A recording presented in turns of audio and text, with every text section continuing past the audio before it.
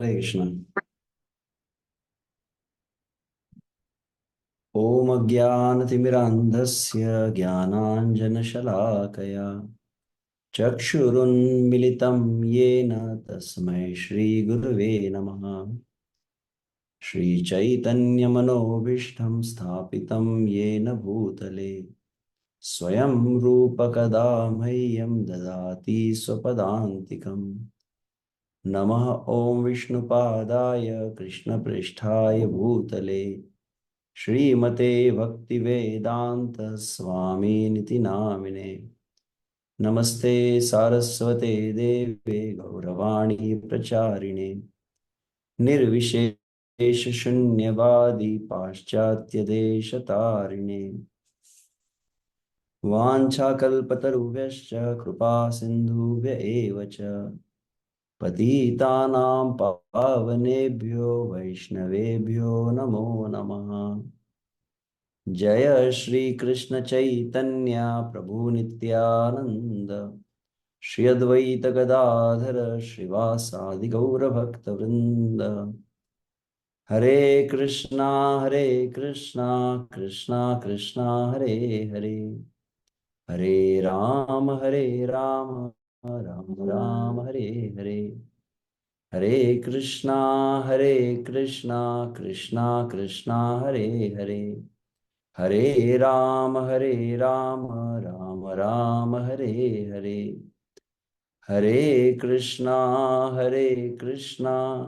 कृष्ण कृष्णा हरे हरे, हरे राम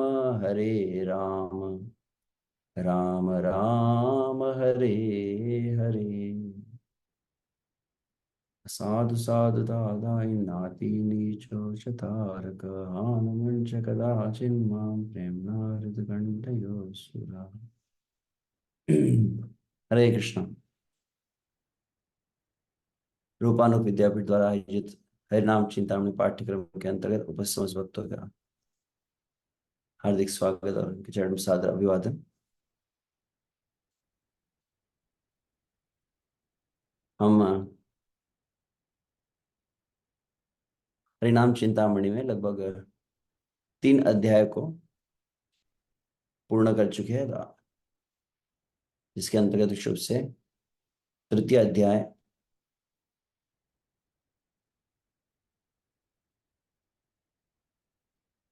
नामाभास रहा, जिसका एक संक्षिप्त जो ओवरव्यू रहा कि लगभग 91 91 प्यार रहे, जिसका कुल अगर तो ज्यादा छोटा अक्षर हो गया। ठीक है, तो नामाभास अध्याय का प्रारंभ में विषुव से अविद्या और अनर्थ रूपी जो बादल कोहरे हैं, वो जो शुद्ध नाम को आवृत्त कर देते हैं, उसके विषय में बताते हैं। लगभग 5 से लेकर 14 तक उसी अविद्या और अनर्थ का वर्णन किए श्री हरिदास ठाकुर। प्रश्न पूछा गया था नामाभास, परंतु यहाँ बादल और कोहरे को इसलिए बताया गया क्योंकि जब यह पूर्णतः नष्ट होता है तब वास्तविक नामाभास से मुक्त होकर शुद्ध नाम में व्यक्ति पहुंचता है।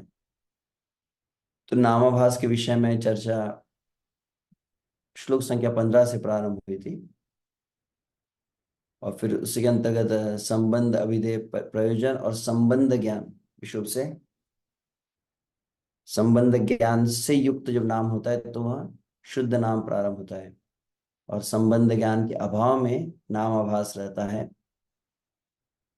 तो उसी बात को लगभग 17 से लेकर तो 27 तक 10 प्यार में, परंतु नामाभास कौन कौन से फल प्रदान करता है उसे 28 से लेकर तो 37 लगभग 11 श्लोकों में उसका वर्णन किया है। और तदुपरांत विषुव से नामाभास के प्रकार कितने हैं, इसमें प्रमुख रूप से संकेत, परिहास, स्तोभ और हिला नामाभास को 38 से लेकर 46 तक उनका वर्णन किए। और तत्पश्चात यह जो हिला नामाभास होता है, दूसरा श्रद्धा नामाभास की चर्चा वहां पर हम सुने थे। तदुपरांत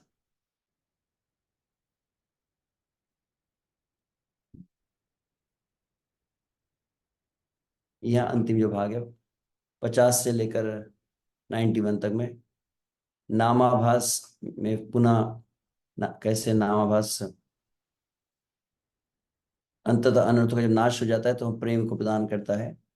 नामाभास नाम नाम अपराध का अंतर। और फिर नामाभास में भी दो, छाया नाम श्रद्धा नामाभास के अंतर्गत छाया नाम और प्रतिबिंब नामाभास को वर्णित किए। और प्रतिबिंब को ही आप देखेंगे 58 से 58 से लेकर तो लगभग ऑलमोस्ट एंड तक, 83 तक, 62 टू 83, अगर 83 तक देखा जाए तो लगभग वही विषय प्रतिबिंब नामाभास के। और उसमें मायावाद का जो दोष आ जाता है उसके विषय में बतलाया गया है। और अंततः फिर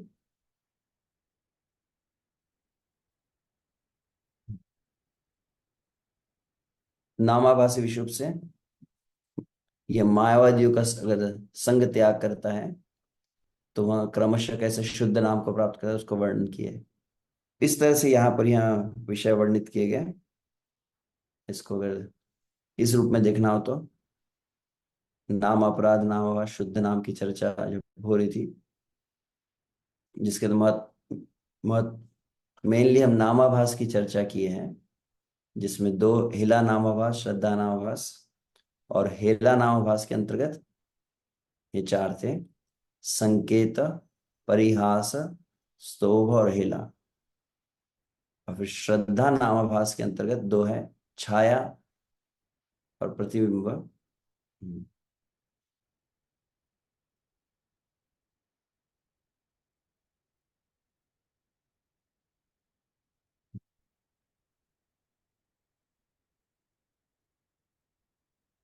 यहाँ तक हम जो कुछ देखे, तो इसके अंतर्गत कुछ श्रील भक्तिनाथ ठाकुर के वचन में पढ़ रहा था अभी कुछ क्षण पूर्व ही। भजन रहस्य में भक्तिनाथ ठाकुर जो तीनों शब्द को पुनः परिभाषित किए हैं उनके शब्दों में, तो वहां पर वे कहे हैं, अन्याभिलाष से रहित और ज्ञान कर्म आदि के द्वारा अनावृत्त विशुद्ध से उत्तमा भक्ति की हम जो परिभाषा सुनते हैं, अन्याभिलाषा शून्यम ज्ञान कर्म आदि अनावृतम आनुकूल्यन कृष्णानुशीलनम भक्ति उत्तम। तो अन्य समस्त अभिलाषाओं से मुक्त होकर ज्ञान कर्मादि से अनावृत्त संबंध युक्त अनुकूल भाव के साथ, चार बातें यहां पर गई। तो अन्य अभिलाषा से रहित है, ज्ञान कर्म से अनावृत्त हो गया, संबंध में युक्त और अनुकूल भाव के साथ नाम ग्रहण करने से शुद्ध नाम होता है। और ऐसा अगर ये चार बातों का अभाव है तो उसको नामाभास कहा गया है। और पुनः यहाँ पर नामाभास के शब्द के विषय में बताया रहा है, जब अज्ञानवश अर्थात भ्रम प्रमादवश अशुद्ध नाम होता है, मतलब अज्ञान तो प्रमुख से संबंध ज्ञान का अभाव जहां पर है, तब उसे नामाभाव नामाभास कहते हैं। उसी विषय में आगे वे कहते हैं, कृष्णेतर विषयों में आवेश के साथ जो नाम किया जाता है उसे भी नामाभास कहा जाता है। कृष्ण को छोड़कर अन्य में जो आवेश हो, श्री कृष्ण नाम का आभास ही इतना शक्तिशाली है कि वह महापात और अंधकार राशि को समाप्त करने में समर्थ है। यह तो हम ऐसे पढ़ चुके हैं फिर भी नामाभास के लाभ में। नामाभास स्मरण जीव के कर्णों कुहर में प्रवेश कर अंतःकरण रूपी गुहा में उदित होकर जीव का उद्धार करता है। तो कानों से प्रवेश करके नामाभास जो है जीव को शुद्ध करता है, उसको बतलाया गया है। यदि नामाभासी असत संग त्याग कर शुद्ध भक्तों का निरंतर संग करे तो वह अति शीघ्र शुद्ध भक्ति प्राप्त कर कृष्ण प्रेम रूप परम पुरुषार्थ का को प्राप्त कर सकता है, कर लेता है। तो केवल असत्संग का त्याग करने से और शुद्ध भक्तों के निरंतर अगर सानिध्य में रहता है तो नामाभास शुद्ध नाम चला जाता है। अब यहाँ पे एक शब्द एंड में जो उन्होंने कहा है भक्तों ठाकुर ने, वो यहाँ था, जब मायावाद आदि के कारण भोग और मोक्ष के लिए अशुद्ध नाम होता है, तब उसे नाम अपराध कहते हैं। ये भक्ति ठाकुर जी वाक्य लिखे हैं। तो यहाँ पर मैं शायद इसको पहले कहा था, तो एग्जैक्ट यहाँ पर था रेफरेंस में कह रहा था। जैसे मायावाद संग आदिगण, भोग और मोक्ष की जो वांछा है, मतलब नाम ले रहे हैं परंतु नाम के साथ में नाम के द्वारा संसार के भोगों की कामना जो है, नाम को यूज किया जा रहा है संसार का भोग प्राप्त करने के लिए या मोक्ष के लिए, तो उसे अशुद्ध नाम या नामापराध कहा गया है। तो इसी नामापराध के ऊपर अंततः अब चर्चा प्रारंभ होती है। तो नाम अपराध चर्चा अध्याय 4 से प्रारंभ हुई है, जो आने वाले लगभग अध्याय 13 तक 10 अपराध एक एक करके, और अंततः प्रमाद, कुल मिलाकर 11 अध्याय में इनकी चर्चा की गई है। और तत्पश्चात अंतिम अध्याय पे सेवा अपराध आदि को वर्णित किया हरिदास ठाकुर। तो उसके अंतर्गत सर्वप्रथम जो अपराध है उसकी चर्चा यहाँ प्रारंभ हो रही है। गदाधर प्राण जय जानवा जीवन, जय सीतानाथ श्रीवासादि भक्त गण।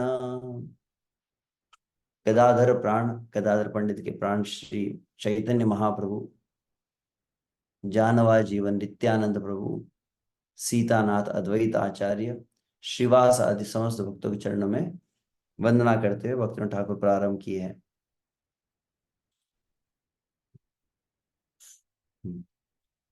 प्रभु बोले हरिदास एवेश विस्तार, नाम अपराध व्याख्या करो अतः पर। तो वहां पर श्री चैतन्य महाप्रभु हरिदास ठाकुर कहे, जब इतना सब सुना तो नाम आभास सुन लिया। अब वे पूछते नाम अपराध व्याख्या करो अतः पर। अब नाम अपराध को व्याख्या और अच्छे से विस्तार से इस नाम अपराध के विषय में बतलाओ। जब हरिदास ठाकुर सुने तो हरिदास ठाकुर कहे, हरिदास बोले प्रभु मोरे या बलावे, ताहाई बलिब आमी तोमार प्रभावे। हरिदास ठाकुर कहते हैं, हे प्रभु, आप मुझसे जो कुछ कहलवाना चाहते हो वास्तविक आप ही है, आपके प्रभाव से ही मेरे मुख से कुछ स्फुरित हो रहा है। तो आप जो कुछ मुझसे कहलवाना चाहते, जो बुलवाएंगे, वास्तविक देखा जाए तो वही मैं बोलने वाला हूँ। तब वो प्रारंभ किए चर्चा को। नाम अपराध दोष विध, शास्त्रे कयो, सही अपराधे मोरो बोड़ो हय भय। अब यहाँ पर हरिदास ठाकुर के भाव को हम देख रहे हैं। हरिदास ठाकुर जैसे नाम अपराध की चर्चा कर रहे हैं। शास्त्र 10 प्रकार के नाम अपराध का वर्णन करता है। हरिदास ठाकुर कहते, परंतु वास्तविक इन अपराधों के विषय में कहने के समय, अपराध इस शब्द को उच्चारित करते समय क्या हो रहा है, मेरा हृदय भयभीत हो रहा है। मुझे अत्यधिक भय लगता है इन समस्त अपराधों से।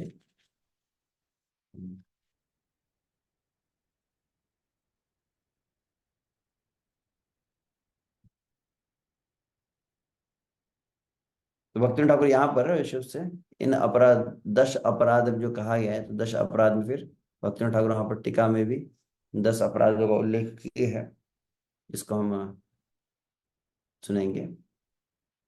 तब आगे वो कहते, एक एक कोरी आमी बोली बो सकल, अपराधे बाची जाते देह मोर बल।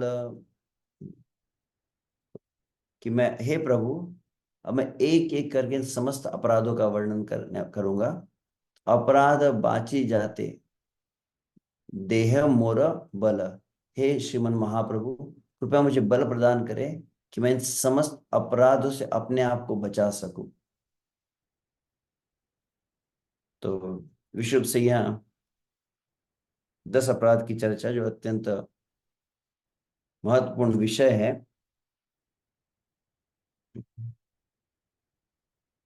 तो अपराध शब्द का अर्थ के अंतर्गत अन्यत्र इस बात को वर्णित किया गया है। राध और अपराध में 2 शब्द आते हैं, अप प्लस राध। तो राध शब्द राध से वैसे राधा राध से आराधना, आराधित ये शब्द आते हैं। तो राध शब्द मूल है। तो राध का अर्थ है प्रसन्नता, आह्लाद, संतुष्टि। तो आराधना करना मतलब, आराधना करने का अर्थ है किसी व्यक्ति को आप संतुष्ट करते हैं, प्रसन्न करते हैं, उस व्यक्ति को आप आह्लादित करते हैं, उसे कहा गया है राध। परंतु किसी व्यक्ति की प्रसन्नता, संतुष्टि, आह्लाद यहाँ पर बाधित हो जाता है, ब्लॉक हो जाता है, उसे कहा गया अपराध।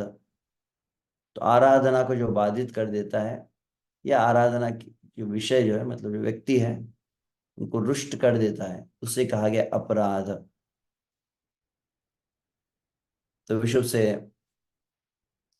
हम देखते सर्वत्र इस बात को बतलाएगा कि जो नाम का वास्तविक फल प्राप्त करना चाहता है, तो क्या कहते हैं, अपराध शून्य हो लह कृष्ण नाम।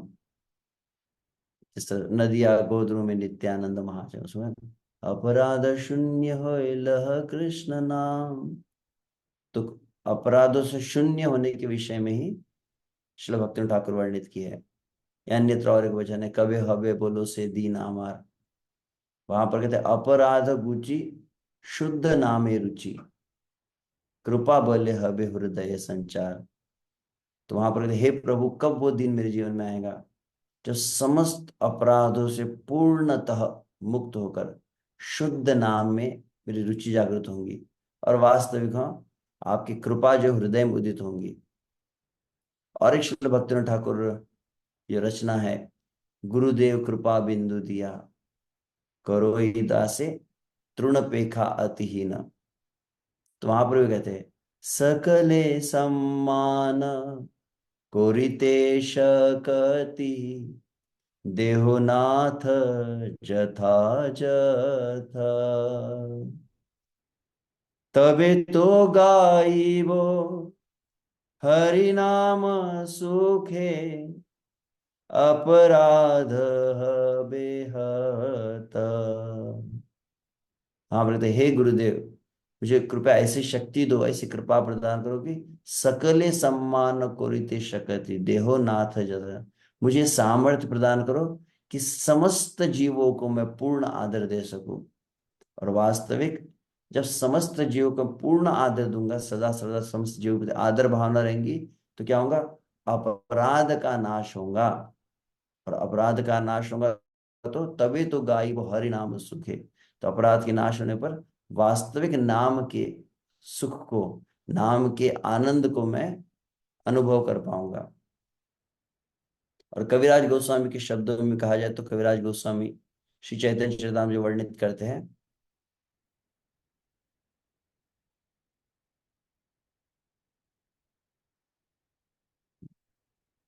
यह वैसे अभी चौथा अध्याय में देख रहे हैं, परंतु दूसरे अध्याय में अपराध के विषय में वर्णन आया था, अगर आपको स्मरण होगा।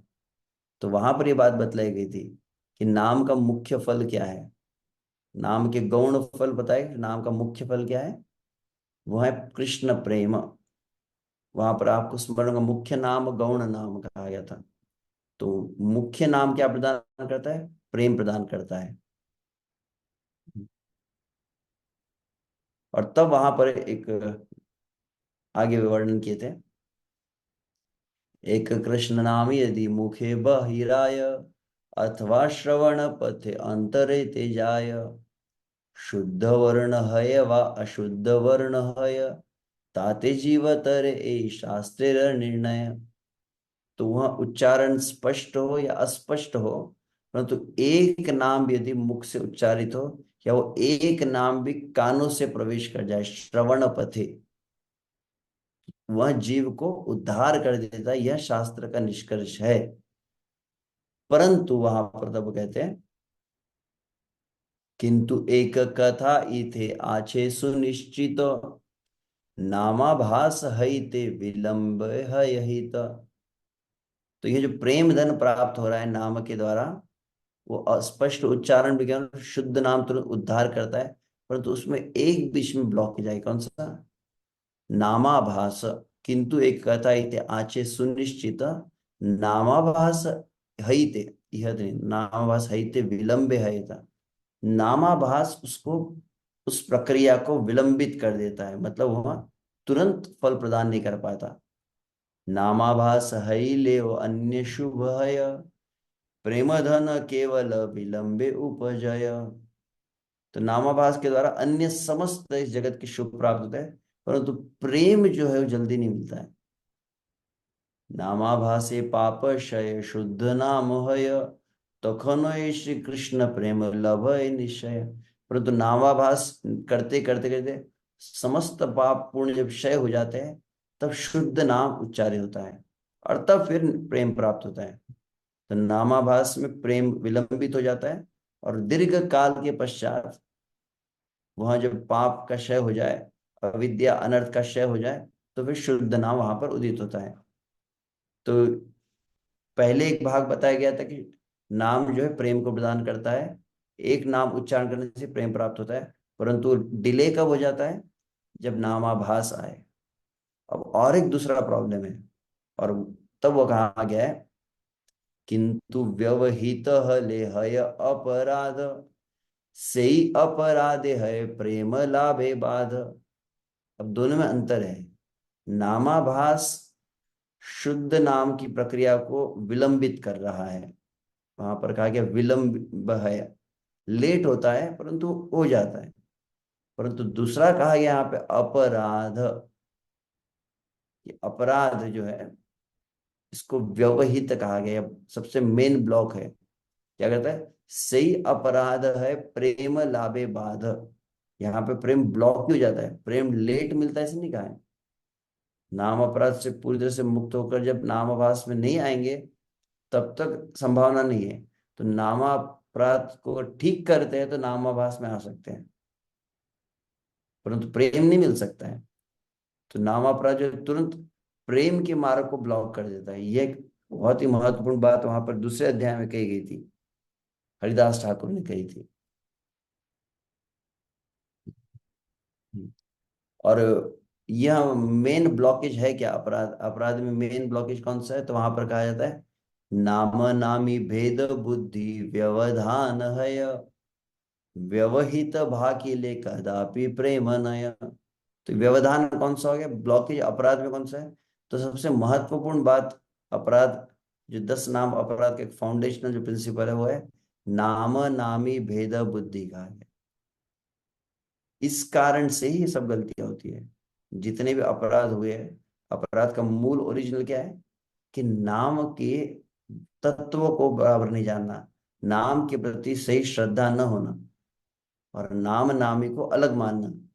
इस कारण से ही कदापि प्रेम नय, पहले तो कहा प्रेम बाधित होता है, और कहते प्रेम तो मिल ही नहीं सकता है। अतएव यह अपराध के विषय में जानना अति आवश्यक है। वर्ण व्यवधान आर तत्व व्यवधान, व्यवधान द्वि प्रकार वेदेर विधान। तो इसको हमने चर्चा की थी, वर्ण व्यवधान मतलब शुभ से, जैसे ह रे कहा कहना है तो ह, और फिर बीच में अन्य अक्षर आके रे अंत में आ जाए, इसको वर्ण व्यवधान कहा गया। और तत्व व्यवधान में से मायावाद दुष्ट मत, तत्व व्यवधान मायावाद दुष्ट मत, कलिर जंजाल ए शास्त्र असम्मत। तो कलयुग का सबसे प्रमुख ये जो शस्त्र है कि ये मायावाद दुष्ट मत, मतलब जैसे नाम नामी में भेद बुद्धि होना, या नाम जैसे नामी को, नामी के स्वरूप को मतलब श्री कृष्ण के स्वरूप को माया समझना, श्री कृष्ण की दिव्यता को न जानना, उसी प्रकार से नाम की दिव्यता को न जानना, और नाम को भी साधारण अक्षर मात्र समझना, इस प्रकार की जो भावना है यह व्यवधान है।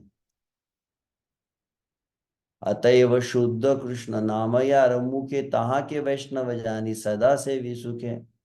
तो व्यवधान से जब मुक्त कोई होता है, नाम जब शुद्ध रहता है, वह वास्तविक वैष्णव समझना चाहिए, उन्होंने कहा है। अतः कविराज गोस्वामी के शब्द में जो कह रहा था, कविराज गोस्वामी क्या है कहे, श्री चैतन्य चैतन्य आदि लीला में वर्णन किया गया, वहां पर वो कहते हैं, क्या कहे, एक कृष्ण नाम करे सर्व पाप नाश, प्रेमेर कारण भक्ति करे न प्रकाश। एक नाम जो है वह समस्त पापों का नाश करता है। और प्रेम का जो मूल है भक्ति, प्रेमा भक्ति, वह प्रकाशित होने लगती है। और जब प्रेमा भक्ति प्रकाशित होती है नाम उच्चारण से, तो परिणाम क्या है? प्रेमेर उदय है प्रेमेर विकार, स्वेद कंप पुलकादि गद अश्रुधार। तो प्रेम उदित हो जाता है, तो प्रेम के बाह्य लक्षण, इसको प्रेम विकार कहा गया है। जिसमें स्वेद कंप पुलक आदि, कंठ गदगद होना, नेत्रों से अश्रुधारा प्रवाहित होना, कंपन होना, रोमांचित होना, ये सभी प्रकार के बाह्य लक्षण वहां पर आने लगते हैं। और यह अपेक्षित है विशेष रूप से, जिस तरह से श्रीमद् भागवत एकादश स्कंध में कहा गया है, एवं व्रतः स्वप्रिय नाम कीर्त्या जातानुरागो द्रुत चित्त उच्चै, हसत रोदति रौति गायति उन्मादवत नृत्य लोक बाह्य। भगवान श्री चैतन्य महाप्रभु अपने गुरु महाराज श्रीपाद ईश्वरपुरी के पास गए हैं और उनका, आपने कैसा विचित्र नाम दिया है, नाम उच्चारण कर रहा हूं तो मैं अपने ही, मैं वश में नहीं हूं, मैं पूर्णतः इस नाम के वश में हो चुका हूं। कभी मैं रोने लगता हूँ, कभी हंसने लगता हूँ, कभी मुझे सुध ही नहीं रहती है बाह्य समस्त क्रियाओं की। तो जब वास्तविक श्रीपाद ईश्वरपुरी इस बात को सुने, तो कहे कि वास्तविक यही तो नाम का फल है। और उस स्थान पर श्रीपाद ईश्वरपुरी ये एकादश स्कंद का श्लोक उद्धृत की है, नाम के प्रभाव को। एवं व्रतः स्वप्रिनाम कीर्त्या जातानुराग, जब भगवान के प्रति नाम उच्चारण करके अपने प्रिय भगवान के प्रति अपनापन और विशेष भाव जागृत हो जाता है, उसको अनुराग कहा गया। तो परिणाम क्या होता है? जातानुरागो द्रुत चित्त, वह हृदय द्रवित होने लगता है। और उच्च हसती रौदती, तो उच्च स्वर में कभी कभी नाम उच्चारण करते थे, हंसने लगता है, कभी जोरों से क्रंदन करने लगता है, एकदम उन्माद की जैसी अवस्था में वो जोर जोर से गायन करता है, कभी नृत्य करता है, लोक लाज का विचार किए बिना। इस प्रकार की भावना बतलाई जाती है। भगवान श्री चैतन्य महाप्रभु की जितने परिकर है, वो नाम उच्चारण करके ऐसी भावनाओं को प्रकाशित किए हैं। और भागवत के शब्दों में पुनः देखा जाए तो भागवत में सुखदेव परीक्षित संवाद में इसका वर्णन किया गया। यदि कोई व्यक्ति क्या करता है, बहुत अच्छी तरह से नाम का उच्चारण करता है, परंतु कोई बाह्य इस प्रकार के लक्षण नहीं है, हृदय में कोई परिवर्तन नहीं है, तो निश्चित रूप से समझ लेना चाहिए कि वास्तविक उसका हृदय कैसा है? पाषाण सदृश हृदय है। तदश्मसारम हृदय बतेदम यद गृह्यमाणे हरिनाम ध्येय, न विक्रियेत यदा यथा विकारो, नेत्रे जलम गात्र रुहेशु हर्ष। श्रीमद्भागवतम द्वितीय स्कंद, जहां तक स्मरण है, दूसरा या तीसरे अध्याय में इसको बतलाया गया है, जहां पर आया था तदश्म सारम हृदय बदेतम। निश्चित रूप से समझ लें, वह व्यक्ति का हृदय जो है वह पत्थर का है। कौन? यद गृह्यमाणे, जो ग्रहण करता है, हरि नाम ध्येय, वह ध्यान पूर्वक नाम का उच्चारण करता है वह, परंतु न विक्रियेत यदा विकार, परंतु हृदय में कोई विशेष परिवर्तन का अनुभव नहीं किया है। और विशुभ से बाह्य जो लक्षण है, नेत्रों से जल आना, अश्रु प्रवाहित होना, रोमांचित होना, कंठ अवरुद्ध होना, ये अगर भाव नहीं आ रहे, तो निश्चित समझना चाहिए कि वो पाषाण सदृश हृदय है। तो यहां पर कविराज गोस्वामी उसी बात को कहते हैं, अनायास भव शय कृष्णेर सेवन, एक कृष्ण नामेर फले पाई एत धन। अनायासी, जिसको कहते हैं कि बिना प्रयास के जो नाम को उच्चारण करके प्रेम को प्राप्त किया, तो उसके उसको जिसको क्या कहा जाता है? आनुषंगिक फल, सेकेंडरी रिजल्ट, कि यह फल प्राप्त होने पर अपने आप साथ साथ में बहुत कुछ प्राप्त हो जाता है। क्या है? अनायास से भवक्षय, ये जो भव बंधन है उसका नाश हो जाता है। और कृष्णेर सेवन, श्री कृष्ण की नित्य सेवा का अधिकार प्राप्त होता है। एक कृष्ण नामेर फले पाई एत जन, एक नाम जो है भव का क्षय करके श्री कृष्ण की सेवा का अधिकार प्रदान करता है। तो एक नाम की इतनी महिमा है, परंतु ऐसा परिणाम देखा गया, परंतु हमारे जीवन में अनुभव क्यों नहीं है? तो वहां पे आगे वो कहते हैं, हे न कृष्ण नाम यदि लय बहुबार, तबु यदि प्रेम नहे नहे अश्रुधार। ऐसा जो नाम है, एक बार नहीं, बहुत बार लिया जा रहा है, बार बार लिया जा रहा है, परंतु ना तो प्रेम हुआ, ना हृदय में कोई परिवर्तन, ना भगवान के प्रति कोई संबंध अनुभूति, और ना ही नेत्रों से कोई अश्रु आदि। तो ऐसा है तो वहां पर कहते, तबे जानी अपराध ताहा ते प्रचुर, कृष्ण नाम विजेता है ना करे अंकुर। तो निसंदेह तब समझ जाना चाहिए, अपराध ताहा ते प्रचुर। हम भगवान के नाम का जप कर रहे हैं, भगवान के नाम का उच्चारण कर रहे हैं, परंतु अगर कुछ अनुभव हो नहीं रहा है, ऐसा समझना चाहिए कहीं ना कहीं स्थूल रूप से, सूक्ष्म रूप से अपराध हो रहे हैं। अतः उन अपराध को जानना अति आवश्यक है। अपराधों का एक तरह से शीर्षक हम जानते हैं, परंतु अपराधों का अर्थ क्या होता है, वो अपराध होते कैसे है, वो अपराधों का कारण क्या होता है, वो अपराधों का निवारण क्या होता है, यह अगर भली भांति न जाने तो कह सकते हैं जाने अनजाने में हमसे ये अपराध होते ही रहते हैं। अतएव वही कारण है कि नाम का जो बीज है वो अंकुरित नहीं हो रहा है, प्रेम का अंकुरण हो नहीं रहा है, भाव अंकुरित नहीं हो रहे हैं। इसीलिए यह अपराधों को जानना अति आवश्यक है। अतएव भक्ति लाभ यदि लोभ हय, दश अपराध छाड़ी करो नामाश्रय। तो वहां पर अतः यदि आप क्या करना चाहते हैं, वास्तविक लाभ प्राप्त करना चाहते हैं, तो भगवान श्री कृष्ण का भजन करके सही में वो श्री कृष्ण के साथ हमारे संबंध की अनुभूति करना चाहते हैं, तो क्या आवश्यक है, दश अपराध छाड़ी कर नाम आश्रय। नाम का उच्चारण करना, परंतु कैसे, अपराधों को त्याग कर, एक एक अपराध सतर्क हैया, और एक एक अपराध से अत्यंत सावधान रहना है, अपने आप को बचाना है निरंतर। यतने ते छाड़ी चित्ते विलापो कोरिया। और यहाँ पे महत्वपूर्ण शब्द है यतने ते छाड़ी। यतने मतलब विशेष मेहनत के साथ अपराधों का त्याग करना चाहिए। तो ये मेहनत मतलब विशेष है अपराध को जानना, कौन सा अपराध हमसे हो रहा है, अपराध की परिभाषा जानना, उसके मूल कारण जानना और उसका निवारण जानना, इसको कहा जाए यतन ते छाड़ी। और चित्ते विलाप और प्रायश्चित करना चाहिए श्री कृष्ण के समक्ष, कि मैं जाने अनजाने में कितना निरंतर अपराध करता रहता हूँ। नामेर चरण कर दृढ़ निवेदन, नामेर कृपा होइल अपराध विध्वंसन।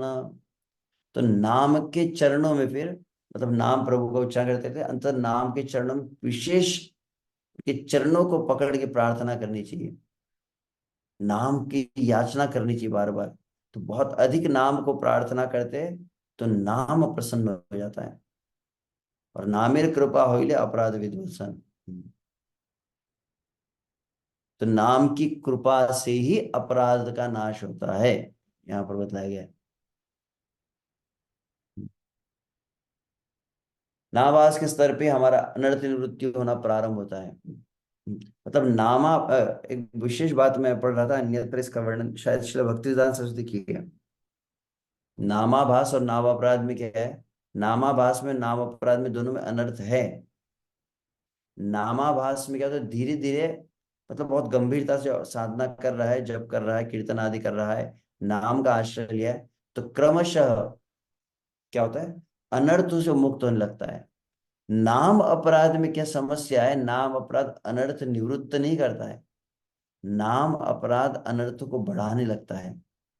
ऐसा श्रील भक्ति सिद्धांत सरस्वती भी इस बात को एक स्थान पर वर्णित किए हैं। हम्म। कुछ पॉइंट शायद पिछला के रह गए थे, जो नामवास के स्तर पर भक्तों के लक्षण यहाँ बताए गए हैं।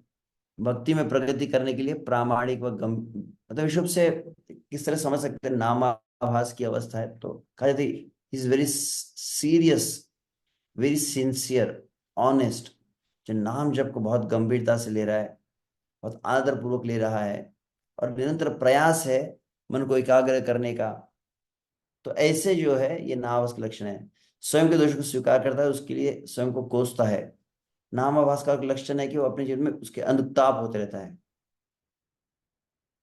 कि जी, जिससे अन्यत्र कहा जाता है, मनुष्य जन्म पाइल राधा कृष्ण ना भजिया जानिया सुनिया विष खाइनु।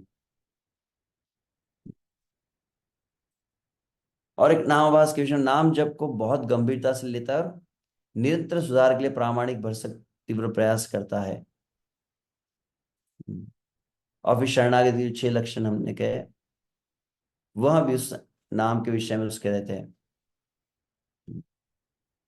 तो नामाभास का परिणाम क्या है? अनर्थ निवृत्ति होती है, भजन के आनंद का अनुभव होता है, क्रमश मुक्ति, पाप का बीज भी नष्ट होता है, यहां तक कि वैकुंठ प्राप्ति भी नामाभास प्रदान करता है। और देखा जाए तो शुद्ध नाम का पूर्व सोपान, एग्जैक्टली शुद्ध नाम को प्राप्त करने पहले जो अवस्था है वह नामाभास की है। तो इन कंक्लूजन अगर देखा जाए तो अपराध विषय से गंभीर नहीं रहता है, सीरियस नहीं है, बहुत ही क्या कहेंगे, हल्के में नाम को लेता है। और उससे भी त्रुटियां होती, गलतियां होती तो कभी स्वीकार करता नहीं है वह। अहंकार बहुत अधिक रहता है, नाम जप में इच्छा नहीं रहती, नियमों का पालन करने में इच्छा नहीं है। इसके ठीक विपरीत जो नामाभास है वह निरंतर प्रयास करते रहे अपनी गलतियों को सुधारने का। अहंकार से बचने का प्रयास करता है। और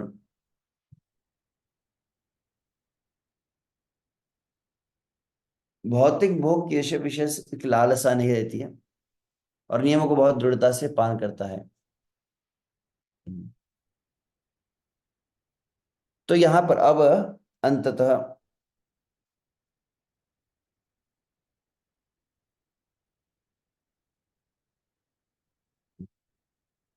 इन 10 अपराधों का वर्णन करते हैं।